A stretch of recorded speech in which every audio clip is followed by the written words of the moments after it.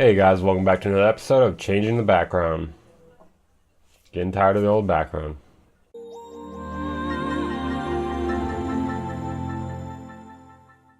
Today we'll be finishing up my 3-part mix series on how to mix a basic hip-hop beat in Ableton using only Ableton's tools. If you guys need mixing and mastering, you should check out bloom-audio.com. Today's sponsor.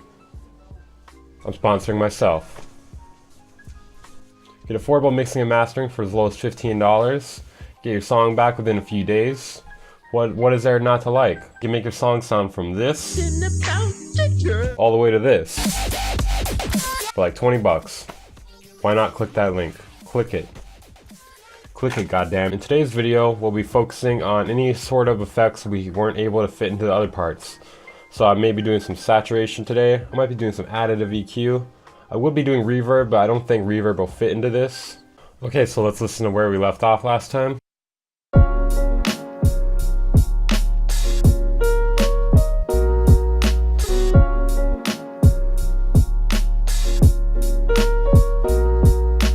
We were peeking at the weed number over there. You see that? Alright, so listen to that. I think it's almost there. There's maybe a few things we can do. So throw a saturator on the sample. Then I'm going to turn up the drive a little bit.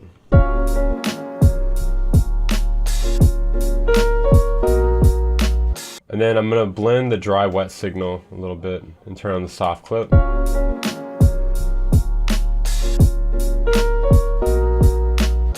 Find a little sweet spot there where it adds some color to it, but it doesn't really ruin the sound.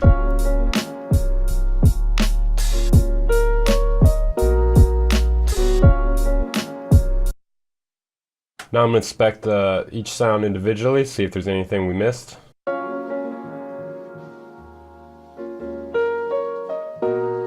Could maybe cut a little more highs from this.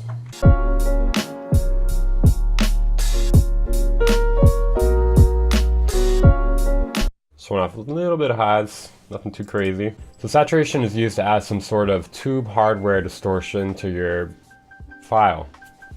In this case, we're adding a little bit of distortion to our sample to make it sound a little bit dirtier and more colorful.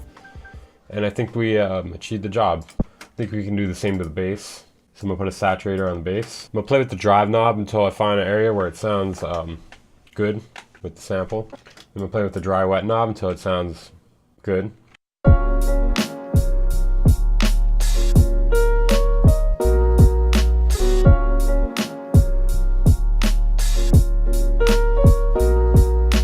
Shit bangs, bro. Shit bangs, bro. Alright, another thing I hear that we could do is we could have a little bit of sidechain coming in from the drums to hit the sample, just to make a little bit of room for the transient and also to give it a little bit of pump. So we want a little pump in here, and we're gonna pump it up. So I'm gonna take the sidechain compressor I put on the bass, and I'm gonna duplicate it over to the sample. You guys are probably like, why are you doing this? That way I have the same exact timing as the bass sidechain. Timing is key, so is tuning. It's all key. So after I duplicate it, I'm going to turn down the ratio some. Find an area where it sits nicely in the mix. Remember, you have the dry wet knob as well. So if this is still too much, you could bring it back a little.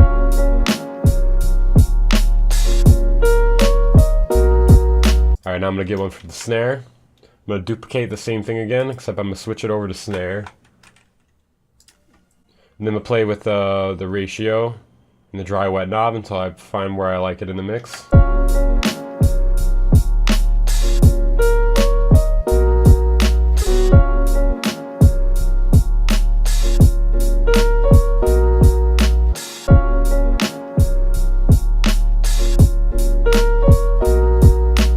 So this should probably go without saying, but I'm going to tell you guys a good idea here. As you're going along the process of mixing a song, you should try to remember you want to make big adjustments, and on your way down, as you're finishing the mix, you should be making smaller adjustments.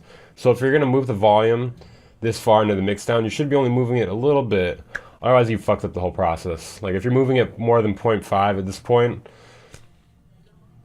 what were we even doing any of this for, you know what I mean? So I might want the kick a little bit louder, so I might pull it up like 0.1 or 0.2.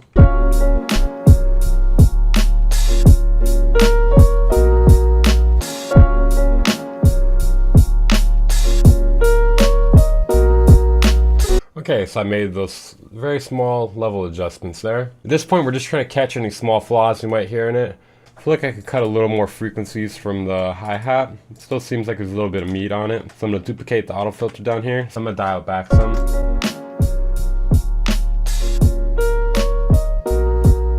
Oh my god, how did I forget about this? I forgot about panning. Okay, so obviously you may want to do a little bit of panning to your mix. So I don't know, let's just do some basics here. Obviously the hi-hat's going to be a little off to the left. I think it's already panned a little bit, so I don't know, I'm not going to move it too much. Then maybe I might move the snare a little bit over too. Sometimes you may want to move it over to the opposite side, depending on how many percussion sounds you have. Then maybe I might want to move the open hat onto the other side. A little bit too much there.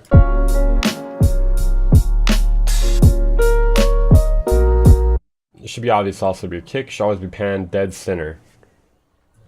And this is because when it's in the middle, it's coming out of both speakers and you have the most power. And that should also be the same for your bass as well.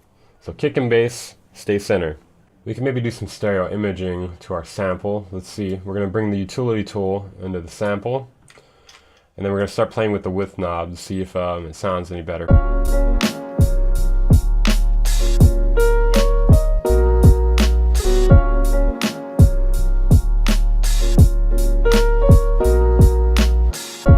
Alright, I like it about there, 105. And you can take this moment to put a utility in your bass and you can change the width. You're going to want to do the opposite with it and make it more narrow though. If you want to be safe, you can just put it strictly to mono. That's just the safe answer though. Alright, so I think it's good there. So now we're going to have to get ready for mastering. And I'm going to show you guys what I mean by that right now. So your master channel, you should have nothing on it. If you did have anything on it, why the hell did you do that? Then you're going to want to be checking the volume that it peaks at. We want to aim for somewhere between -3 to -6 decibels, as you remember in the first tutorial. We're sitting at roughly -3.6, which is okay. If you're not sitting at -3 to -6 at this point though, you should take the time to turn down everything in your project. So just press Control A or Command A on Mac, and that should select all. And then once you have everything selected, turn it down a little bit. Just turn down one of the volume knobs, and that should turn down everything. And if you do this, you're also going to want to turn down your return tracks as well, the same amount, because when you select all, it does not select that as well. So remember to do that as well, because that could throw off your mix a little bit. And bring it down until you're in that range. That's going to be our range we're aiming for while mastering. Okay, and I think that's it for this mixdown. I'm going to do another course like this where I focus on a mixdown on a project just like this, but I'm going to find a much more complicated project to go through. Something with, I don't know, at least 15 to 20 tracks to mix. I wanted to start with something real simple like this because, I mean, how else are you going to learn the concepts if we don't just start with something with 4 tracks, you know what I mean? I'm going to link the whole playlist to all these videos down in the description and in the cards if you guys haven't watched them yet. Thank you for tuning into this basic tutorial about mixing on Ableton. I'm your host, weaverbeats. Here's my information. My music is down in the description. Check my Patreon if you guys haven't for exclusive content, as well as ways to make this mixdown better. I have a few secrets I saved from it to throw in there, so check that out if you haven't. And I'm also giving away lots of samples, vocal acapellas, stuff like that. If you need your songs mixed quickly, mastered quickly, go to bloom-audio.com. You can buy mixing and mastering from me, from my company. You know what? I'll put out a little promo code as well. Here's a promo code for anyone that comes from my YouTube to Bloom Audio. You get 15% off. Enjoy. Tune in next time when I get paid to become a hitman.